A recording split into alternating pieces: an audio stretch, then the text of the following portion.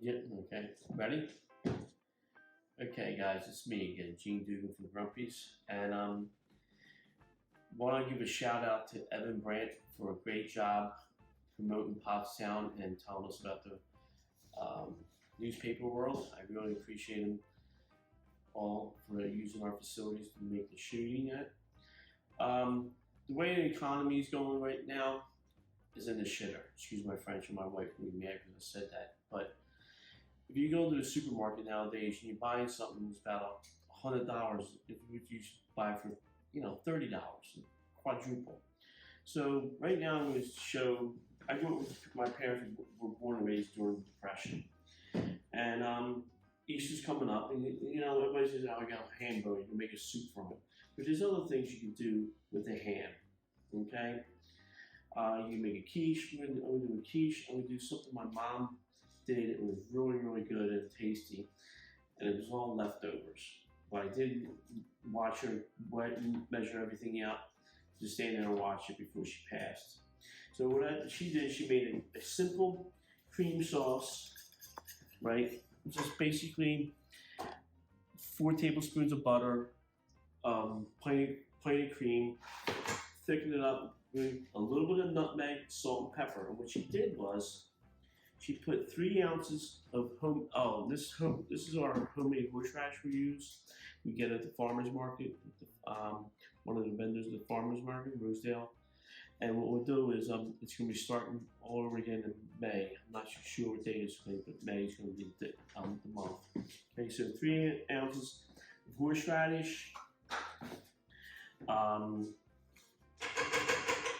2 ounces of Dijon mustard. Okay, and you just want to do is mix it all together. You use a better spoon though. Mix it all together. Okay, and then you get about 2 cups of leftover ham. You just want to pour that in there, mix it all up. My mom didn't really use any particular type of cheese, so what I did is I found some Munster cheese in there. I throw it in there, and I have throw some cheddar and all in there. And we mixed it up. Basically, we just did it. Mixed it up. You know what? God gave me hands and I have gloves. We're gonna mix it up, and she used her hands too. We're gonna mix it up and put it in a little pan like this, okay? And what we'll do is just put it in there. We had a preheated oven at 350, and she made this one time. And I swear to my parents' grave, it was awesome. It was really good and all. And when you're born and raised during the Depression, you utilize everything. I'm going to show you can do four things out of one hand. Okay, so we're going to put some cheese on it.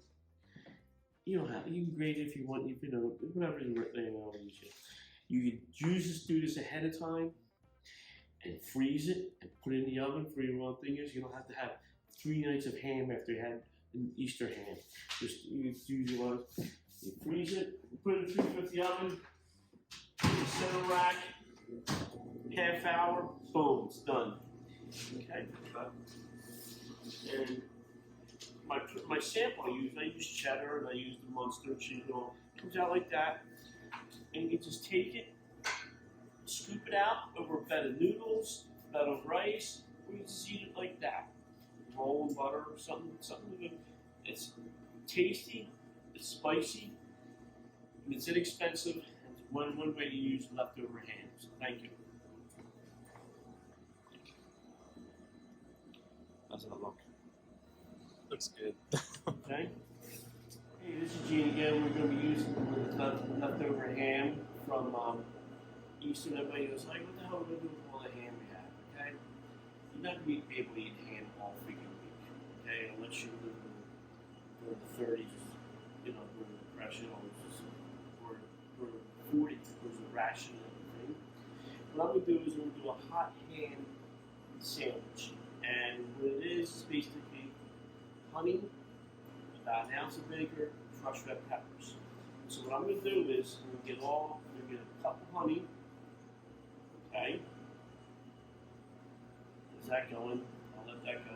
I'll put a little bit of vinegar in there. Cut it, and a good tablespoon of crushed red pepper. You can use You can use hot sauce, anything. So what you want to do is stir it up a little bit, okay? Stir it up. And what you want to do is take it, put it on low for about an hour. And what happens is it gets a little loose like this, but make a ham sandwich out of it. See, I've got some red pepper, some Swiss. I just made a little sandwich from it, leftovers. Okay? And it's called a hot honey ham sandwich.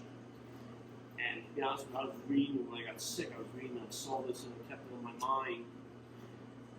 And when I was in the hospital quite a few years ago, I used to read a lot. I put the ham on there, and what I do is I would take it, right, drizzle some of the hot honey on top of it, and what I do is get a piece of aluminum foil. I grab a piece of aluminum foil, right, and close it. Put it in the oven for about maybe 15 minutes at tops. And you do that, and then when you do is you take it, pour it, you take it out, and you remove this in the ham. Get the ham out of my way, along that to the side, and then you take it, make a nice little sandwich out of it. It's nice and little there. And you pour some of the excess ham juices right over top of it. And in actuality, it gives a nice little kick, and there's something you can do with sandwiches instead of grilling sandwiches and so forth. It's a different way to approach it. You always have honey in it, you serve it with a nice salad, a nice apple salad or some type of mango salad or something. Very easy to do. Usually leftovers. Okay? Thank you. Have a good night. I was going to put a salad dressing in. Some kind of salad. Yeah. Okay? Okay, I'm going to take a bite of this. Last but not least, we showed you 2 ways to do turkey. Turkey ham barbecue. It's been a long day. But also in the last segment, to explain, if you have leftover ham, you can freeze it and, use some bone for the soup. Instead of, there's ham in the soup, make a soup split pea or baby bean. And you can use that. But also you can do a Cuban. Save the ham, slice it, put it in the freezer, pull it out, and you have a leftover pork loin. You make a Cuban with leftover rolls and stuff like that. It's utilization. That's where I make my money from. I have to utilize everything in the kitchen. Okay, last but not least, I made a pie dough. You can see it didn't turn out right. I blind baked it, and when I pulled it off, everything came to the bottom, right? So what I did was I did nine large eggs and a pint of heavy cream. And what I'm going to do,